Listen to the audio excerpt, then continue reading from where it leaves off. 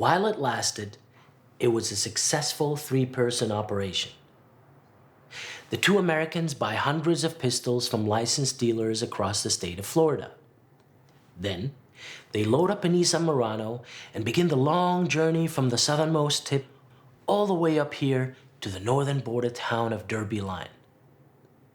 Of all points across this 9,000-kilometer border, this was the best place to get the guns to their Canadian counterpart. Because in Derby Line is the Haskell Free Library, and the Haskell Free Library is a 400 square meter anomaly, a granite and brick loophole in the longest land border in the world. This building can be entered from both Canada and the US through the very same door. There are no passport checks to enter the library, but there is a US border guard sitting in that car there. The engine stays running and his eyes remain laser focused on the main door.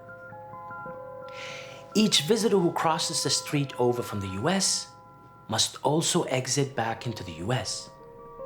Those who come from the right, from Canada, must not, under any circumstances, even if they have a valid visa, exit the library into the US. The border cannot be crossed here, and yet inside it's like the border doesn't even exist. Technically, Agatha Christie sits on a shelf on US soil, while Iggy Pop's biography is in Canada.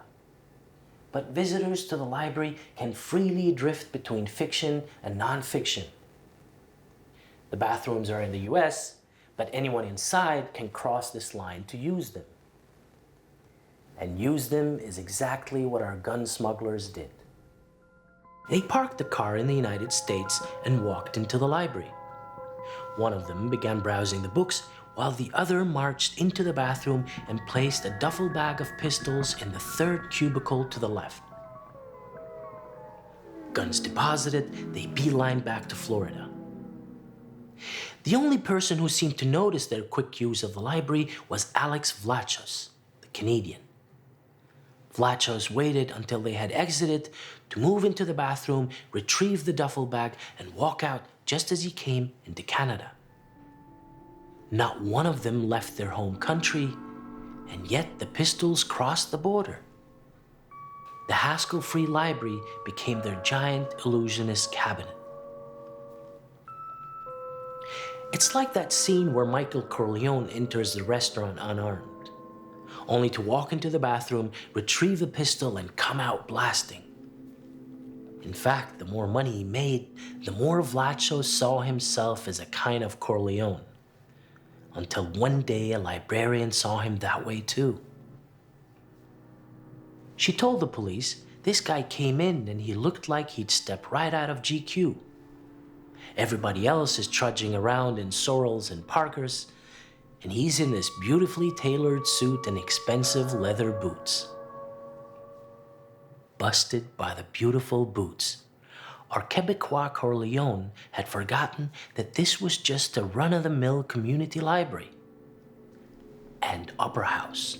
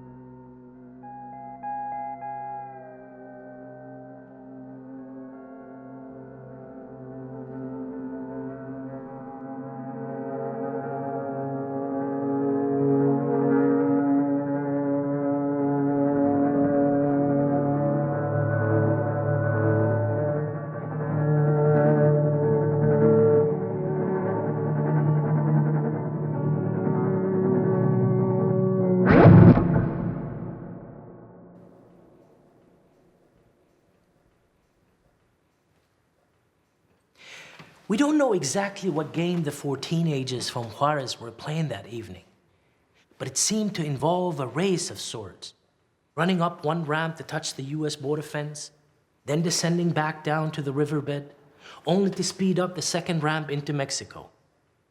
They raced up and down and up and down and up until US border agent Jesus Mesa arrived. Spotting the agent in pursuit of the boys, an onlooker took out their phone and began filming. In the video, we clearly see the moment when the boys become aware of the agent by their sudden and omnidirectional dispersal. The 2 boys already on the Mexican side quickly dart behind that column under the bridge, but the 2 closer to the US border fence find themselves in a more desperate predicament. One of the boys makes a maneuver to get away from the agent and flee to safety, but the other had no such chance. Mesa drew his pistol. He aimed it directly at the teenager's head, who froze and dropped to his knees. Mesa then grabbed the boy by the collar and dragged him to the invisible borderline. Though the agent stayed on the US side, his eyes remained laser-focused on the boys that evaded him just 36 feet into Mexico. One of the boys, Sergio Hernández, would peek out from behind that column there. Each time he would steal a look, he would lean out a little more. But each time he peered out, he would enter the crosshairs of Agent Mesa, who never put his pistol away. Drawn in by this ducking and darting, the person taking the video pans her camera towards Hernández. And as she does, the sun catches the camera's lens, forcing it to recalibrate the exposure. The video goes dark, and 3 loud gunshots ring through the air. Agent Mesa murdered an unarmed 15-year-old boy.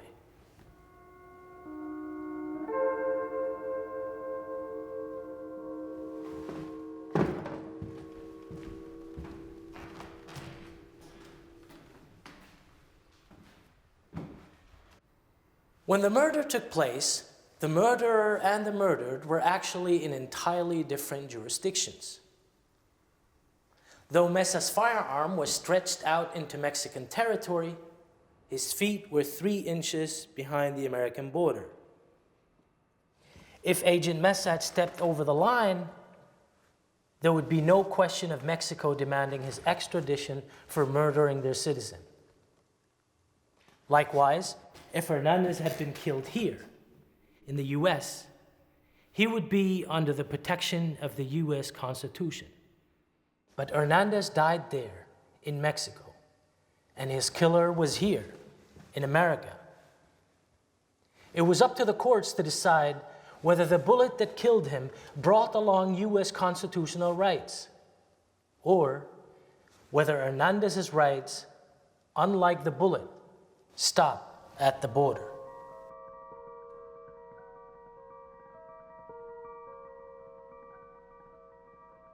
At the Supreme Court, a hypothetical emerged. If Mesa could be prosecuted, could anyone killed abroad by a US agent seek justice in an American court? No, said some of the judges, claiming that this only applied when the feet of the agent in question was on US soil. Such a precedent could only find application for US border agents firing guns across the Mexican or Canadian border. Anything else, Judge Kagan chuckled, would have to be a very far-reaching bullet.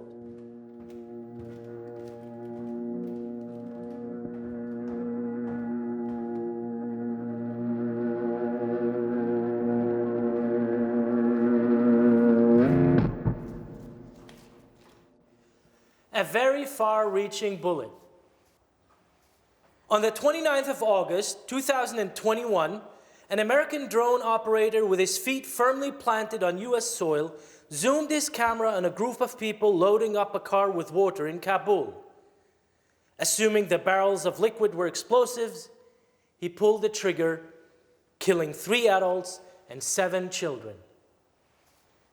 On the 23rd of September 2018, a drone operator piloting from the Creech Air Force Base, Nevada, misidentified a residential house in Afghanistan for a Taliban prison, killing 1 adult and 11 children. On the 12th of December 2013, a drone operated via satellite link from an undisclosed location in the US desert launched 4 Hellfire missiles onto a convoy of 11 vehicles in Yemen. The convoy was a wedding procession. On Valentine's Day 2009, a drone piloted from an air-conditioned container 1 hour out from Las Vegas was in pursuit of Baytullah Masood in Makeen, Pakistan. The drone launched 2 missiles but missed its target, and 30 civilians lost their lives. This was not the first attempt on Masood's life. It would take 6 more attempts and 194 fatalities before Masood is eventually killed. Some of the judges started to do the math.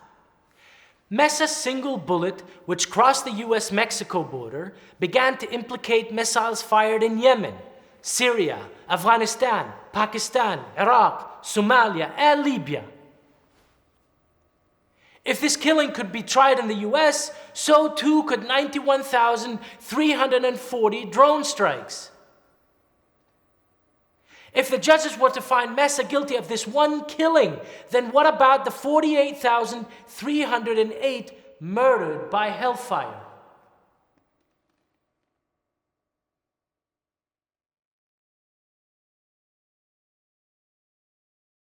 Once this hypothetical took hold of Neil Gorsuch and Brett Kavanaugh, the 2 Trump appointees could think of nothing but this mountain of souls knocking at the US border.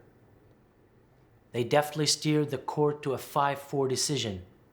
Just 1 vote stood between justice for Sergio Hernández and the thousands like him killed across the border. In a parallel world, one in which Donald Trump never gets elected, the Supreme Court votes in favor of Hernández, and in doing so, the US border is irreversibly punctured. But in this world, this library is one of the last little cracks in the border. When Trump enforced his Muslim ban, this became the place where families divided by Executive Order 13769 could gather. Those living here couldn't go home or they wouldn't be let back into the US, while their friends and relatives from Yemen, Syria, Iran, Sudan, Iraq, Somalia, and Libya couldn't get in to see them. But as long as those banned from the US could get a Canadian visa, they could all make their way to the Haskell Free Library. When they would meet, they would usually eat, and that's why these signs everywhere that say no burgers and extra large Cokes. However, there's not a single sign that says no talking, because for this, the Haskell Free Library and Opera House made an exception. As one of the librarians put it, "We are a library, but I don't want to shush you when you haven't seen your grandmother in forever."